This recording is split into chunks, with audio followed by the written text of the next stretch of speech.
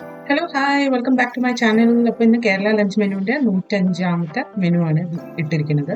ഇതിലിപ്പോൾ ഞാൻ ഉണ്ടാക്കിയിട്ടുള്ളത് മുതിര കൊണ്ടുള്ള ഒരു രസമാണ്. ഇത് വളരെ ടേസ്റ്റിയായ ഒരു റെസിപ്പിയാണ്. പിന്നെ കോളിഫ്ലവർ കൊണ്ടൊരു തോരൻ, ഇതൊരു ട്വിസ്റ്റ് ഉള്ള റെസിപ്പിയാണ്. അപ്പോൾ അവസാനം വരെ കാണണം. പിന്നെ എൻ്റെ അച്ഛൻ്റെ പിറന്നാളായതുകൊണ്ട് കുറച്ച് സേമിയ പായസവും സാലഡും പപ്പടവും ഒക്കെ വെച്ചിട്ട് നമ്മുടെ മീല് റെഡി ആയിട്ടുണ്ട്. അപ്പോൾ ഇതിൻ്റെ ഇൻഗ്രീഡിയൻസ് ലിസ്റ്റ് താഴെ കൊടുത്തിട്ടുണ്ട്. ഇതേപോലത്തെ നിറയെ റെസിപ്പീസിനായിട്ട് എൻ്റെ ചാനൽ സബ്സ്ക്രൈബ് ചെയ്യാനും ബെൽ ബട്ടൺ ക്ലിക്ക് ചെയ്യാനും മറക്കരുത്. അപ്പോൾ നമുക്ക് വീഡിയോയിലേക്ക് കിടക്കാം. അപ്പോൾ ആദ്യത്തെ റെസിപ്പി മുതിരയും കൊണ്ടുള്ള രസമാണ്. ഇതുണ്ടാക്കാനായിട്ട് കുറച്ച് വെളിച്ചെണ്ണ ചൂടാക്കിയിട്ടുണ്ട് ഹൈ ഫ്ലെയിമിൽ. അതിലേക്ക് നമുക്ക് കുറച്ച് ചതച്ച് വെളുത്തുള്ളിയും ജീരകവും കൂടി ചേർത്ത് കൊടുക്കാം ആദ്യം. ഇനി ഇതിനൊന്ന് നന്നായിട്ട് മൂപ്പിച്ചെടുക്കണം.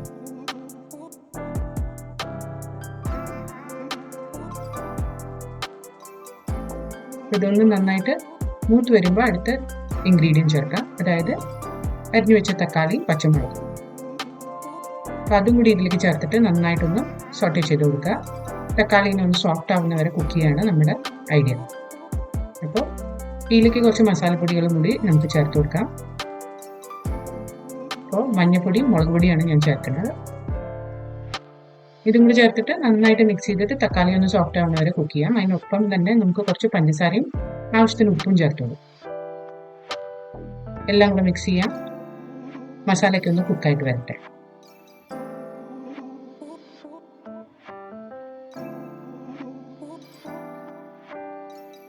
അപ്പം നമ്മുടെ മസാലയൊക്കെ കുക്കായിട്ടുണ്ട്. തക്കാളിയൊക്കെ നല്ല സോഫ്റ്റ് ആയിട്ട് വന്നിട്ടുണ്ട്. ഈ സ്റ്റേജിൽ നമുക്ക് ഇതിലേക്ക് അടുത്ത ഇൻഗ്രീഡിയൻ്റ് ആഡ് ചെയ്യാം. അപ്പോൾ ഞാൻ മുതിര ഒരു 2 വിസിൽ ഹൈയിലും 15 മിനിറ്റ് സിമ്മിലും കുക്ക് ചെയ്ത് അതിൻ്റെ വെള്ളം മാത്രം എടുത്തിട്ടുണ്ട്. അത് ഇതിലേക്ക് ഒഴിച്ചു കൊടുക്കാം. അതിൻ്റെ ഒപ്പം തന്നെ പുളിവെള്ളവും കൂടി ഒഴിച്ചു കൊടുക്കാം. ഇനി ഇത് രണ്ടും മിക്സ് ചെയ്തിട്ട് രസത്തിന് ആവശ്യമുള്ള ബാക്കി ചൂടുവെള്ളം കൂടി നമുക്ക് ഇതിലേക്ക് ഒഴിച്ചു കൊടുക്കാം.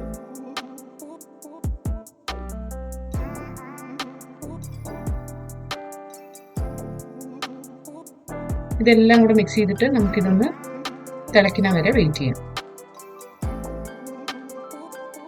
ഇതൊന്ന് നന്നായിട്ട് തിളച്ച് വരട്ടെ. ഒരു നല്ല തിള വരുമ്പോൾ ഇതിലേക്ക് മല്ലിയില ചേർക്കുക. ഇനി ഇതിലേക്ക് നമുക്ക് വറുത്തിടണം. അപ്പോൾ കുറച്ച് വെളിച്ചെണ്ണയിലോ നെയ്യിലോ കടുക്, ജീരകം, മുളക്, കായപ്പൊടി, പിന്നെ കരിവേപ്പില, ഇത്രയും കൂടി ഞാൻ വറുത്തെടുത്തിട്ടുണ്ട്. അതിലേക്ക് ആഡ് ചെയ്ത് കൊടുക്കുക. രസം അധികമായിട്ട് തിളപ്പിക്കാൻ പാടില്ല. അപ്പോൾ നമുക്കിത് ഗ്യാസ് ഓഫ് ചെയ്തിട്ട് സൈഡിലേക്ക് മാറ്റി വയ്ക്കാം. ഇനി അടുത്തുണ്ടാക്കിയ റെസിപ്പി കോളിഫ്ലവർ തോരനാണ്. പക്ഷേ ഇതൊരു ട്വിസ്റ്റ് ഉള്ള ഒരു റെസിപ്പിയാണ്. അപ്പോൾ അതിനായിട്ട് ഒരു പാനിൽ കുറച്ച് കോക്കനട്ട് ഓയിലും മസ്റ്റർഡ് സീഡ്സും, അതായത് കടുകും വെളിച്ചെണ്ണയും ചുവന്ന മുളകും കൂടി ഇട്ടിട്ട് പൊട്ടിച്ചെടുക്കുക. അതിനുശേഷം അതിലേക്ക് ചതച്ച ചെറിയുള്ളി, വെളുത്തുള്ളി, ഇഞ്ചി, പച്ചമുളക്, അതിൽ കുറച്ച് കരിവേപ്പിലയും കൂടി ഞാൻ ചേർത്തിട്ടുണ്ടായിരുന്നു. ഈ മിക്സ്ചർ ഇതിലേക്ക് ആഡ് ചെയ്ത് കൊടുക്കുക. ഇതൊന്ന് മൂപ്പിച്ചെടുക്കുക.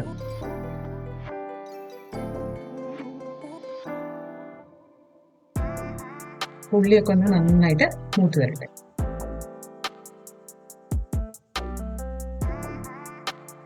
ഇനി ഇതിലേക്ക് ഉപ്പും മഞ്ഞൾപ്പൊടിയും ചേർത്ത് വെക്കാം. അതും കൂടി ഒന്ന് നന്നായിട്ട് മിക്സ് ചെയ്യാം. ഇനി ഞാനിത് കോളിഫ്ലവർ ഒരു ഗ്രേറ്ററിൽ നന്നായിട്ട് ഗ്രേറ്റ് ചെയ്തെടുത്തതാണ്. ഒന്നില്ലെങ്കിൽ ഗ്രേറ്റ് ചെയ്തെടുക്കുക, അല്ലെങ്കിൽ ഫൈനലി ചോപ്പ് ചെയ്തെടുക്കുക. ഇത് ഇതിലേക്ക് ആഡ് ചെയ്തിട്ട് കോളിഫ്ലവറിലേക്ക് ഈ ഉള്ളിയും മഞ്ഞൾപ്പൊടിയും ഉപ്പൊക്കെ നന്നായി മിക്സ് ആവണ വരെ നന്നായിട്ട് ഇളക്കി കൊടുക്കുക. ഇനി ഇതിൻ്റെ നടുവിൽ കുറച്ചൊരു ഓട്ട ഉണ്ടാക്കിയിട്ട് അതിൽ കുറച്ച് വെള്ളം ഒഴിച്ചിട്ടുണ്ട്. ഇനി ഇത് അടച്ചു വെച്ചിട്ട് നമുക്ക് ആവി പൊള്ളിച്ച് കോളിഫ്ലവറിനെ വേവിച്ചെടുക്കാം. അപ്പോൾ കോളിഫ്ലവർ നന്നായിട്ട് വെന്ത് വന്നിട്ടുണ്ട്. ഇനിയാണ് ഇതിലേക്കുള്ള ട്വിസ്റ്റ്. അപ്പോൾ നടുവിൽ ഞാൻ പിന്നെ ഒരു സ്പേസ് ഉണ്ടാക്കിയിട്ടുണ്ട്. ഇനി ഇതിലേക്ക് നമ്മൾ ഈ സീക്രട്ട് ഇൻഗ്രീഡിയൻ്റ് ആഡ് ചെയ്യാം. അപ്പോൾ ഇതിലെ സീക്രട്ട് ഇൻഗ്രീഡിയൻ്റ് എന്ന് പറയുന്നത് മുട്ടയാണ്. അപ്പോൾ മുട്ടയിലേക്ക് കുറച്ച് ഉപ്പും കുരുമുളക് പൊടിയും കൂടി ചേർത്തിട്ടുണ്ട്. ഇത് നന്നായിട്ട് ബീറ്റ് ചെയ്തിട്ട് ഇതിൻ്റെ നടുവിലേക്ക് ഒഴിച്ചു കൊടുക്കാം.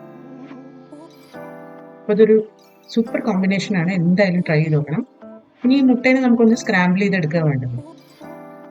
അപ്പോൾ നന്നായിട്ടൊന്ന് മിക്സ് ചെയ്ത് ഈ കോളിഫ്ലവറും മുട്ടയൊക്കെ കൂടി ഒന്നാവുന്ന വരെ നമുക്കൊന്ന് കുക്ക് ചെയ്തെടുക്കാം.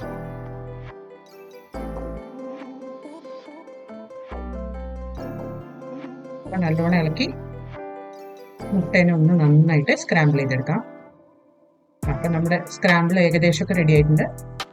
ഇനി ഇതൊന്ന് മുട്ടയൊക്കെ നന്നായി കുക്കായി വരുന്ന വരെ നമുക്ക് ചെറിയ തീയിലിട്ടിട്ട് ഒന്ന് മിക്സ് ചെയ്ത് കൊടുക്കാം. ഇനി കഴിഞ്ഞിട്ടില്ല. ഇനി ഇതിലേക്ക് നമ്മൾ കുറച്ച് തേങ്ങയും ജീരകവും കൂടി ചതച്ചത് ചേർത്ത് കൊടുക്കാം. തോരനാവണമെങ്കിൽ തേങ്ങ വേണമല്ലോ. അപ്പം നമ്മൾ തേങ്ങ ചതച്ച് വെച്ചിട്ടുണ്ടായിരുന്നു, അതും കൂടി ഇതിലേക്ക് ചേർത്തിട്ടുണ്ട്. ഇനി ഒരു 1-2 മിനിറ്റ് നേരം കൂടി ഇതൊന്ന് നന്നായിട്ട് മിക്സ് ചെയ്തെടുത്തു കഴിഞ്ഞാൽ നമ്മുടെ സിമ്പിളായിട്ടുള്ള കോളിഫ്ലവർ മുട്ടത്തോരൻ റെഡി.